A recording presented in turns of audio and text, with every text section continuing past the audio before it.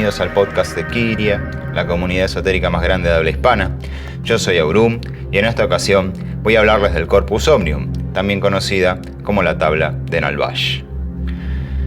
Se le llama la tabla de Nalvash, en primera instancia, porque la tabla ha sido otorgada por un ángel que se hacía llamar Nalvash.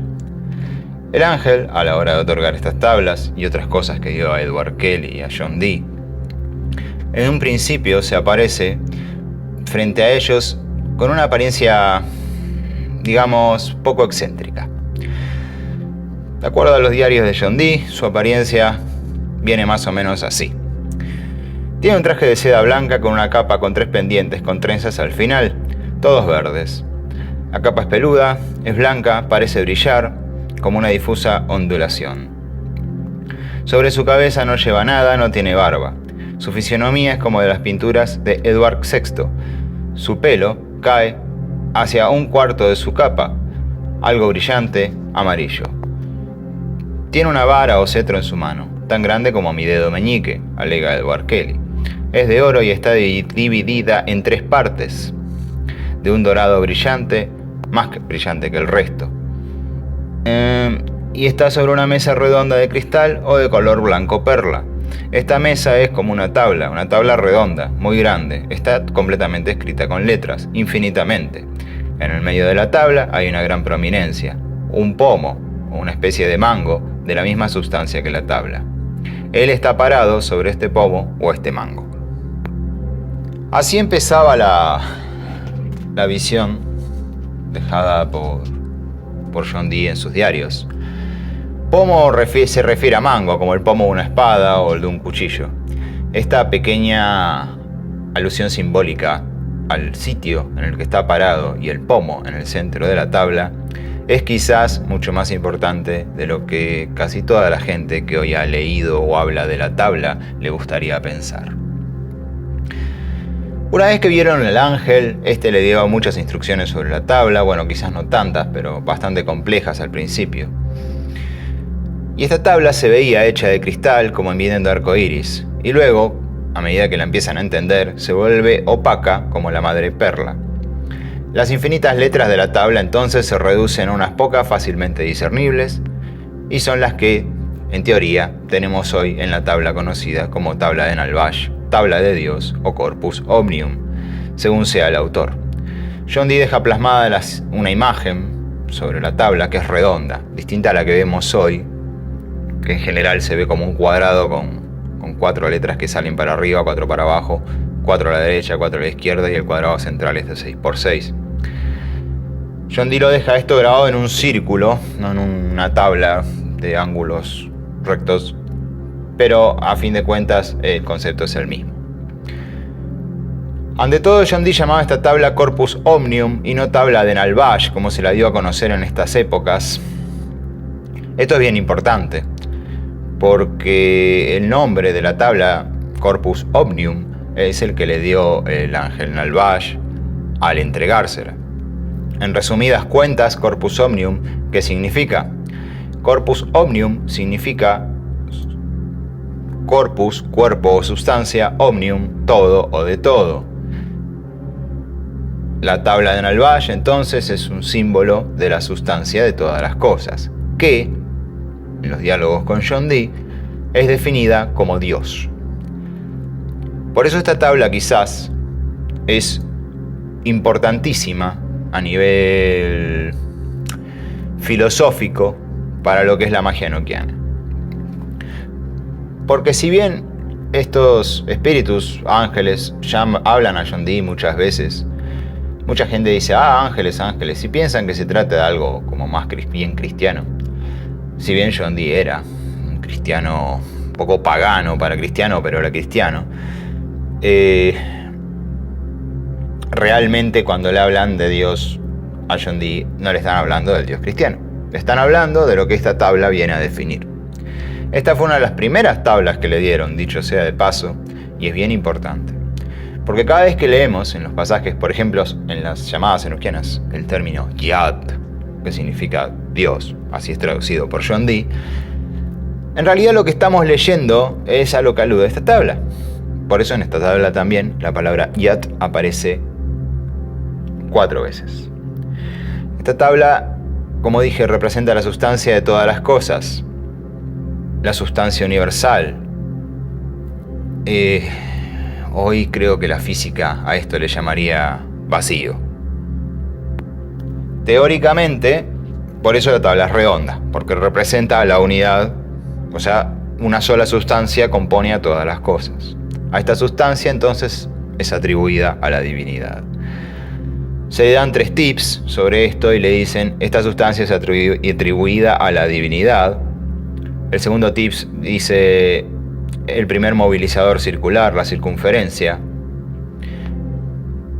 El dedo del Padre, le dicen, el que moviliza todas las cosas. 3, el agrupamiento y orden unido de todas las partes en debida y perfecta proporción. Ahí esta parte la aluden al Espíritu Santo como comienzo y fin de todas las cosas. Vamos a omitir la parte cristiana, Dios, Hijo, Espíritu Santo, y vamos a quedarnos con la parte que nos interesa, que es la tabla, porque yo no sé ustedes, pero yo cristiano no soy, así que lo único que a mí me sirve son los conceptos básicos. La tabla inicialmente está dividida en 4 partes, a pesar de ser un círculo. Y si la miramos en perspectiva, lo que representa realmente es a Dios. En 4 caras, o en 4 facetas. Es decir, la tabla nos viene a presentar 4 facetas de la existencia o 4 caras de Dios. Una versión muy simplificada del concepto de Dios, tratando quizás de dar sentido al todo a través de estas 4 ideas. Es decir, de representar a todas las cosas posibles a través de estas 4 ideas. En el primer ángulo, que es llamado por este ángel Nalbash vida suprema o vita suprema, se describen a los ángeles que son descriptos, o que son más bien titulados, por llamarlo de alguna manera, los laudantes o los triunfantes, cuyo nombre, como coro, si fuera un coro esta cara, esta faceta de la tabla, está escrito en una parte de la tabla y se lee Luaz. Aunque algunas personas han cambiado un poquito esto y le han puesto Luaj con H al final. Estos ángeles, porque en realidad es muy cuestionable que estos sean ángeles, tienen que ver con el primer ángulo que estaría arriba a la izquierda en la tabla. Y suponen un coro. O sea, un coro, pero en el sentido quizás más antiguo del término coro, es decir, un montón de cosas que se mueven coordinadamente y al unísono. Hay 9 letras que forman 3 palabras. Esto es el coro. Simbólicamente hablando es un coro. Las palabras dicen Sir, Moth, Yad. Yad, como dije antes, saluda a Dios y se va a presentar en los 4 ángulos de la tabla, en cada esquina. Pero Sir y Moth son particulares de este ángulo de la tabla. Sir, que representa yo soy o yo, en la tabla da a aludir el concepto de persona o de presencia, así es definido. Y Moth da a entender el concepto de regocijo o de regocijarse. El ángel Nalbash también le dice a John Dee, lo enseña, en pronunciar este Moth como Mosod, en relación a que el regocijo está aludido a una idea divina, no es el regocijo común. En resumidas cuentas, esto sonaría Thir Mothod Yad, o Sir Moth Yad, porque el Od realmente, considerando que el enoquiano la A y la O cambian muchas veces fácilmente, probablemente el Mosod sea una forma resumida de decir Moth Yad. En resumidas cuentas, este ángulo que representa el regocijo divino. A los triunfantes, los loas, en el sentido de que la gente en general está más contenta cuando las cosas les salen bien. Estos son los triunfantes, los que festejan su logro, su victoria, su avance, su obtención. Este ángulo, podríamos decirlo en términos más venidos a nuestro tiempo, es el ángulo de la alegría, del festejo y de la alabanza. Luego vienen los siguientes tres ángulos. Si este se llamaba vida suprema, aludía a lo que después se va a convertir en vida primera. Entonces, el segundo continente de la tabla se llama vida segunda. Vida segunda está construida con un coro que se llaman los longe. Los longe, traducido más bien como los que tienen autoridad, los ministros o ministrantes, se vuelven a componer de tres palabras, es decir, esos serían los longe. Este sería el coro, compuesto de estas tres palabras, que se traduce más o menos así: Sena o Sina, Bab, Yad. Yad, nuevamente, simboliza a Dios. Sena alude al concepto de movimiento o de mover algo, en el sentido de autoridad. No olvidemos que estamos hablando de los longe, los que mueven a quién. Bueno, ¿qué hace un líder? Moviliza a un grupo, ¿sí? Así que Sina alude a ese concepto de mover o de movilizar. Y Bab alude al concepto de poder o de dominio. No en cuanto a poder personal, sino en cuanto a poder político, sino poder sobre otra cosa. Este ángulo, Sina, Bab, Yad, que se podría traducir como el movimiento y el dominio, o la movilización y el dominio de Dios, o divino, alude a la faceta divina que tiene que relacionarse con el hecho de mandar, dirigir, organizar, tomar el control, tomar el poder de nuestras vidas y, en definidas cuentas, hacer que las cosas sucedan o hacer que otros hagan lo que nosotros queremos. Hacernos servir por otros o ser escuchado también por otros, a la hora de que nos escuchen y hagan lo que les estamos invitando a hacer. Podríamos reducirlo a autoridad. Nuestro tercer continente se llama vida tercera o vida tercia y se compone de los que el ángel presenta como los confirmantes, asistentes o los que establecen. Pero cuando uno la mira con más atención, serían algo así como los ayudantes. Sak es el nombre que aparece en las 4 letras alrededor de la tabla para simbolizar este ángulo. Y el coro está compuesto por 3 palabras, que es Gru, Sor, Yad. Bien, Gru es traducido como factum por el ángel. ¿Y a qué alude? A actos, acciones o hechos. Y Sor alude al concepto de acción o ejecución. En tanto Yad, como dije antes, alude a la divinidad. Así que serían los hechos y las acciones divinas, o en su defecto, los actos y la ejecución de las ideas divinas. Cuando uno lo mira, como dije, parece resumirse más en el concepto de ayudante o de sirviente.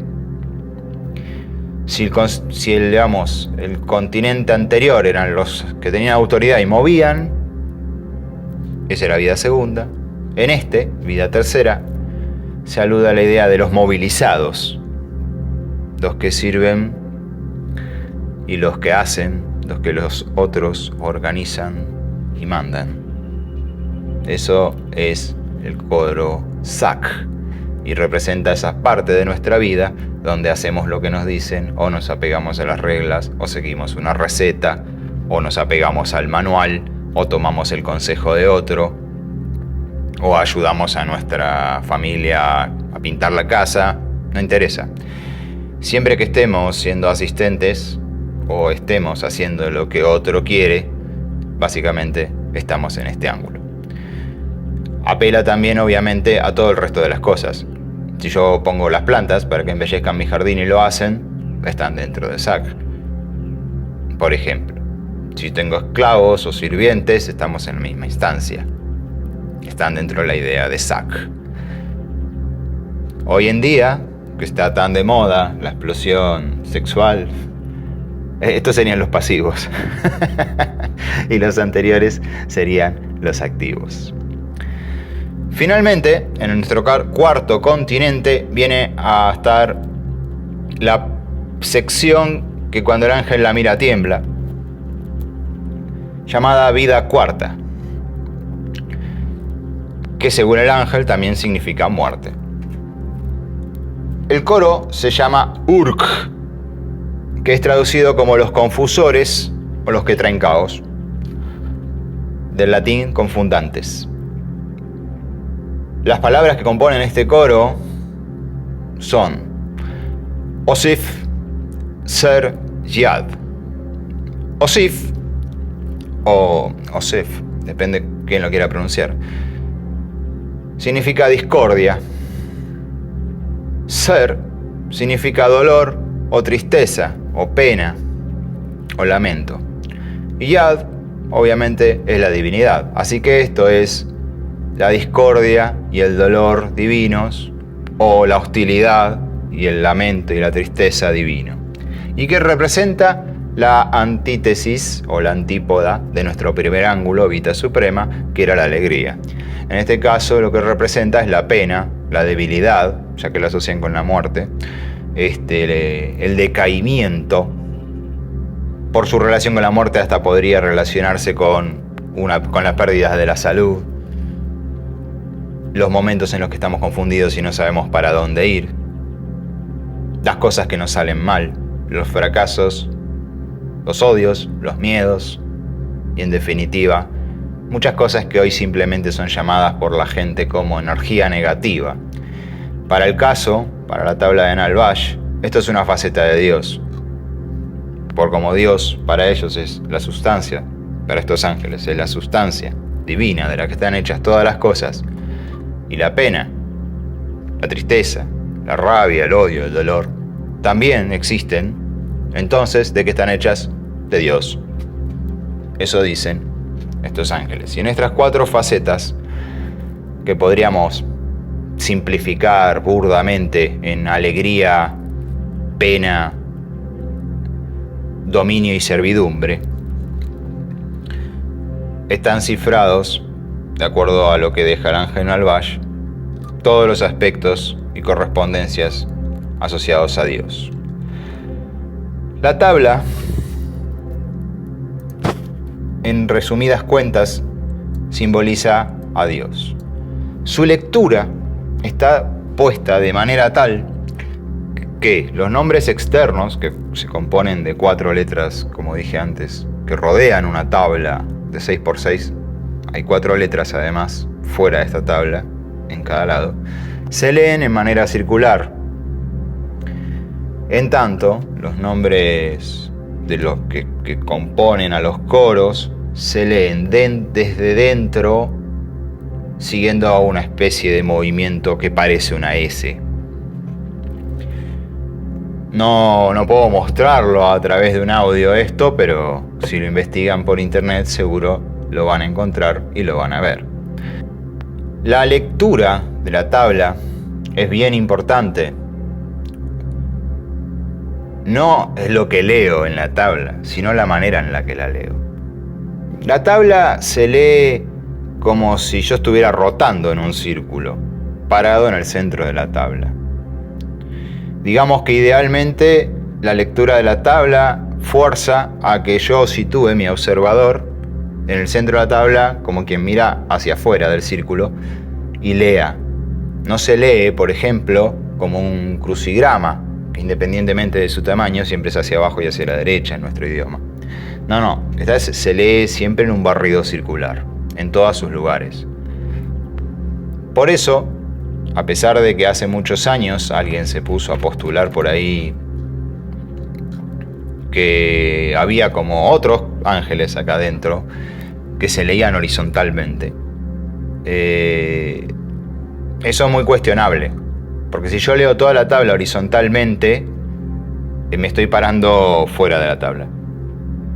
Es tan simple como eso. Yo para leer la tabla como ha sido dada, no puedo pararme fuera de la tabla. Debo observarla desde el centro hacia afuera. Yo siempre debo pararme en el medio de la tabla para poderla leer. Bueno, idealmente debería observarla de esa forma, ya que está escrita de esa manera. Y esto nos trae un mensaje.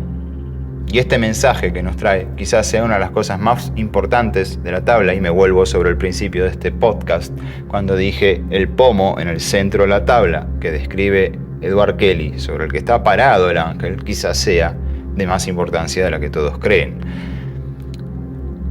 Yo para leer la tabla, si la tabla fuera, por ejemplo, una alfombra muy grande, yo debería pararme en el medio, para poderla leer siguiendo el mismo patrón, no importa en qué ángulo mire. Si yo trato de verla desde afuera, como cuando veo la página de un texto, el patrón, como va rotando sobre un centro, no parece ser el mismo. Pero si yo me paro en el centro, el patrón sí es el mismo. Solo se repite girando 90 grados, me van a cambiar las letras, pero el patrón de lectura es siempre el mismo. Que esto es bien importante. Este es el pomo en el que está parado el ángel. El pomo en el que está parado el ángel es el centro de la tabla. ¿Y qué representa la tabla? La tabla representa a Dios. Quien usa la tabla, naturalmente sería algún mago, algún brujo que desea usar la tabla para entrar en comunidad con la sustancia divina, llamada Dios. Se sitúa a sí mismo en el centro de la tabla, pero la tabla representa a Dios. Entonces, ¿qué significa? Significa que el brujo, el mago, a la hora de hacer magia, a la hora de contactar con esta idea de la sustancia divina, es el núcleo, el centro de Dios. Dios está dispuesto a su alrededor, como parte del mismo incluso, pero Él está en el centro, decidiendo a qué faceta de Dios apelar, decidiendo qué poder ejecutar, decidiendo cómo dirigirlo a su antojo, inconsecuentemente, porque si Él está en el centro de Dios, en el centro del círculo, y tienen que entender que centro es una connotación de poder siempre, por eso nosotros tenemos centros de poder, por eso las capitales son los centros de los países, etcétera, etcétera. Si el hechicero se está parando en el centro de Dios, naturalmente no hay nada por encima de él excepto Dios en todo caso. No responde ante nada y no responde ante nadie. Esto encaja perfecto en el paradigma antiguo del nigromante. Entienda que nigromante es el término para brujo que se usaba hace unos 500 o 600 años. El paradigma del hechicero en la antigüedad es que sobre él, si hay algo, está Dios, nada más. Él no responde ante nada, no responde ante nadie. Por supuesto, por esas cosas lo quemaban y lo colgaban y lo torturaban y otras cosas fatales que hizo la iglesia, de las que es mejor no hablar. Ahora, sabiendo esto, la tabla se convierte en mucho más que un símbolo. Y ahora vamos a hablar, en los últimos minutos, de su potencial uso. Su potencial uso está postulado en distintos lugares, que debe ser usado para grandes obras mágicas. No obstante, la tabla y el texto dejado por John Dee no sugieren esto. Sugieren su uso, punto. Personalmente he usado la tabla numerosas veces, no para obras grandes, para obras pequeñas, e incluso en mis propias meditaciones. He tenido muchas visiones nocturnas, cuando la usaba mucho sobre todo, en donde se me ha explicado más o menos los usos que le puedo dar a distintos ángulos, tanto para bien como para mal. Y en cierto modo, el uso consistente de la tabla lo que nos lleva es a entender que nosotros somos Dios, que nosotros somos parte de esta sustancia divina. Y que para bien o para mal, hagamos lo que hagamos, somos la sustancia divina obrando. Y no hay nada que hacer contra eso. Que no importa si estás bien o si estás mal, si has sido un santo o un bastardo, y eso la verdad que a nadie le importa, en el mundo de la magia a la vieja escuela, y yo soy de la vieja escuela, que a nadie le importa si has sido virtuoso o si no, el hecho es que eres la sustancia divina y te vas a parar en el medio y vas a empuñar a las fuerzas divinas, que son las facetas de esta sustancia, para tu uso y para tu antojo. Así de crudo y así de simple es el mensaje de la tabla. Sagrado quizás, sí, pueda ser. Terrible también. El brujo entonces, que se dedica a la comunión con la sustancia divina, se pone más allá de los juicios y se pone más allá de las culpas. Se empuña, la sustancia divina se empuña a sí mismo. Y empuña a su propio poder y al poder que reina en todas las cosas desde el paradigma dejado a John Dee. Por lo tanto, podríamos decir que el gran mensaje de la tabla, y quizás de todas las tablas enoquianas, pero esta creo como que es muy evidente, es: tú eres Dios y por lo tanto eres todas las cosas. Entonces no se espera que no lo seas, no se espera que seas una buena gente, no se espera que seas mala gente, no se espera que seas humilde, no se espera que seas orgulloso. Se espera que seas quien quiera que sos, conociéndote y aceptándote. Por lo menos esa es la parte filosófica, yo creo, que uno puede extraer de la tabla. Terminado este comentario, creo que no hay nada que agregar. Quizás podría yo decir, todas las tablas parecen indicar un mensaje redundante, las tablas enoquianas. Este mensaje sería un todo está en todo. Y en cierto sentido creo que es lo que percibe toda la gente que empieza a usar las tablas más tarde o más temprano. El concepto de que todo está en todo y todo está en contacto con todo. Lo único que uno va haciendo es tomar una faceta que es la que más prominente en ese momento de las cosas, pero no por eso las otras cosas no están, ¿no? Como en el caso de la tabla, la sustancia es una, el círculo en el que se dispone la tabla es uno, pero uno se agarra, ¿no?, de una cara, de una faceta de esto y dice, bueno, la alegría divina, ¿no? Sir Mos Diad, yo soy la alegría divina, significa, o el regocijo divino. Y es el principio de todo el discurso. Así que para terminar este discurso, lo que vamos a hacer es leer algo que ya todos conocen, si andan en este tema, y si no algún día lo conocerán, que es el discurso quizás que se compone de la lectura completa de la tabla. Sir Mos Diad, Longe Sinabab Yad, Sak Grusor Yad, Urk Osifser Yad. En resumidas cuentas, ¿qué significa todo esto? Yo soy el regocijo divino y la autoridad, el movilizador y el dominio divino, y el que sirve, el que actúa y el que ejecuta los designios divinos, y el confusor, el que trae la discordia, el dolor y la tristeza divinos. Yo soy todo esto. Se podría traducir de otras maneras, quizás fue medio bruta mi traducción, ya que la hice al vuelo, no preparé un texto para esta traducción, lo acabo de hacer como me salió. Pero la idea es esa, y creo yo que la tabla como primer paso al mundo de la magia enoquiana, la tabla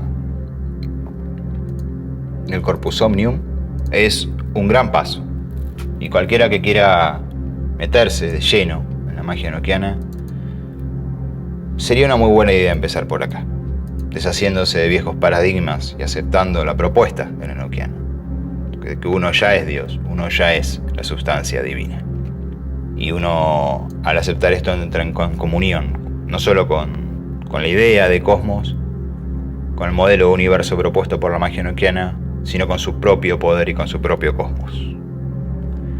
Muy bien, hemos terminado por ahora. No tengo en este momento comentarios que responder por aquí en cuanto al podcast anterior. Así que vamos a terminar esto acá por esta vez. Muchas gracias por escuchar este podcast de Kyria, la comunidad esotérica más grande de habla hispana.